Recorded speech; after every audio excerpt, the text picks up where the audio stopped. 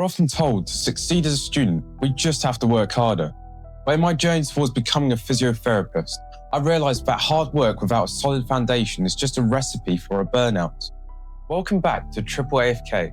I'm Daniel, and today we're stepping away from the keyboard to look at the skeleton of a successful life. Finance. I used to think that Benjamin Graham's The Intelligent Investor was only for the Wall Street. But after reading the new 75th anniversary, 3rd edition, I realised it's actually a manual for an emotional discipline. If you feel like you're speculating with your degree or your savings, this video is for you.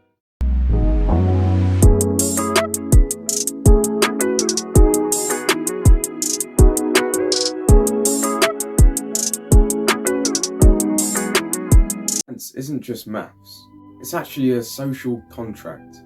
When we understand the history from 5,000-year-old ledger tablets to resilience, we realise that risk management is the oldest human skill.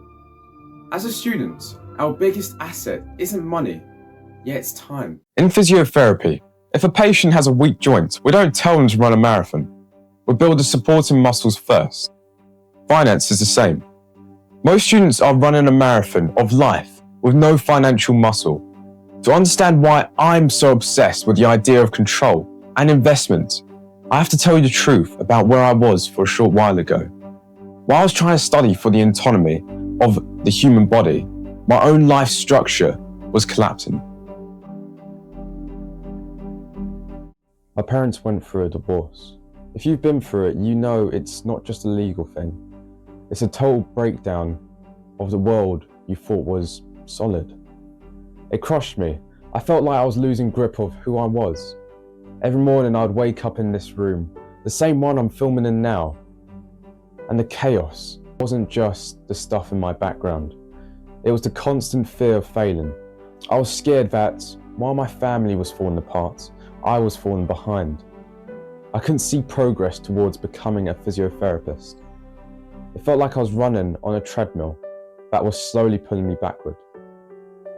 This is where Benjamin Graham's philosophy saved me. In The Intelligent Investor, he talks about the margin of safety. Usually people think that that's about money. I realised that it's actually a mental margin. I had to accept the hard truth. I couldn't control the divorce. I couldn't control the difficulty of my physio exams. And I couldn't control the chaos of my past. Graham's lesson on control became my lifeline. An investor doesn't try to control the stock market, they control their reaction to it. I realised that my investment mindset had to start with my own habits. I couldn't control the exam, but I could control the 4 hours I spent studying that morning. I couldn't control my family's breakdown, but I could control how I treated my own health and my own mind. In his commentary for The Intelligent Investor, Jason Zweig validates that Benjamin Graham's 1949 principles by demonstrating their application during modern market crisis, such as the 2000 dot-com bubble and the 2008 financial crash. Zweig highlights that the irrational exuberant speculation and the failure to maintain a margin of safety are core concepts addressed by Graham, remained the primary drivers for an investor losses, providing the human nature and the market cycles are timeless. Learn more about the timeless lessons at Evidence Invest. I'll link that down in the description. Warren Buffett states, to invest successfully, you do not need a stratospheric IQ. The Mr. Market Breakdown. Act 1. Define the classmate. Benjamin Graham tells us to imagine we have a business partner named Mr. Market. But for us students, let's make it more relatable. Imagine Mr. Market as a classmate you have to work with every single day on your physio degree. This classmate is emotionally volatile. One day he's euphoric and tell you that you're a genius and your career is guaranteed. The next day he's depressed and telling you that the industry is dying and you're going to fail on your practicals. He offers you a price for your future every morning based on how he feels. Act 2. The personal crash. When my parents' divorce hit, my inner Mr. Market went into depression. Every morning in this room, he'd offer me a low price. He'd whisper in my ear, "You lost your grip. You're too distracted by the family chaos to be even good at physiotherapy. Just give up now." I almost believed him. I was scared because I was looking at my mood instead of my value. I was letting my manic depressive classmate decide if I should stay in school. Act 3. The professional response. Graham's secret is this. Mr. Market is there to serve you, not to guide you. A professional investor doesn't ask Mr. Market how to feel. They look at the instinct value of the asset.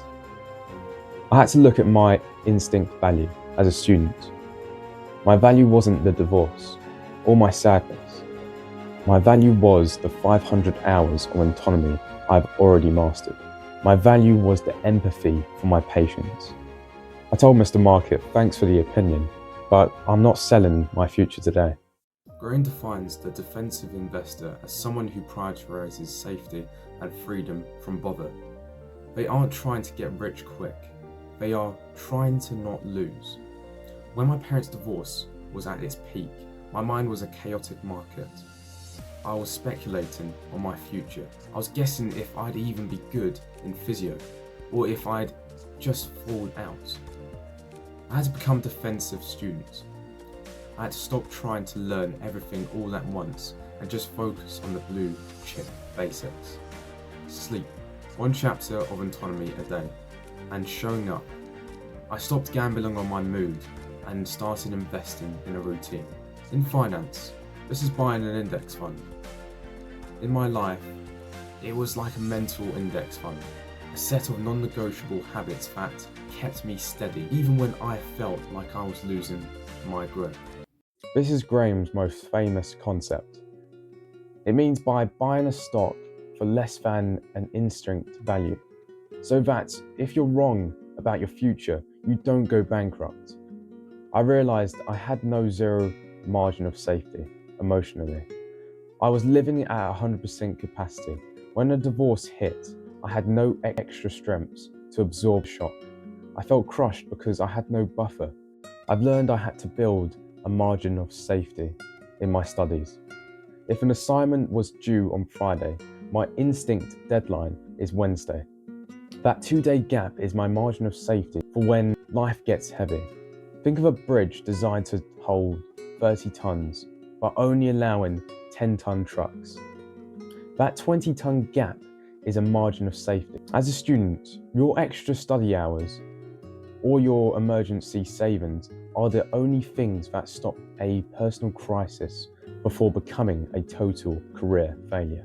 Graham tells us to imagine the stock market as a partner named Mr. Market, who offers to buy or sell shares every day. Some days he's euphoric and high prices. Some days he's homeless and low prices. During my divorce, my inner Mr. Market was out of control.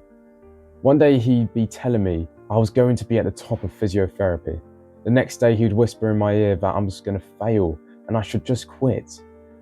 I had to learn Mr. Market is there to serve me, not to guide me. My emotions are just a price of quotes. They aren't the truth of my value. When you wake up feeling like you lost your grip, that's just Mr. Market having a bad day. You don't have to sell your dreams just because you have low moods. Look at the data, your grades, your clinical hours, and stay the course. An investment is based on tough analysis and promises safety of a principle. Speculation is based on the hope or hype.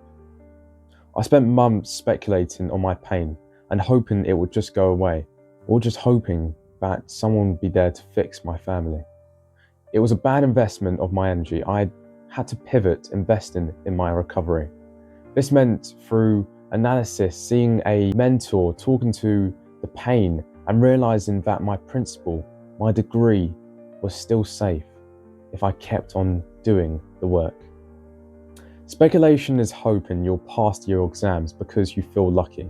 Investing is knowing you'll pass because you've analyzed every joint, every muscle, every nerve, every syllabus. One leaves you scared and the other leaves you professional. Which one are you?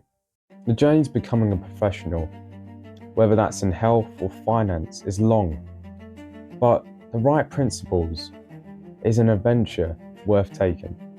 In the comments, tell me, what was your margin of safety right now? Is it a savings account, a supportive family, or even a side hustle? I'll be responding to all of your comments in the comment section below. Thank you for listening to mine. See you in the next one.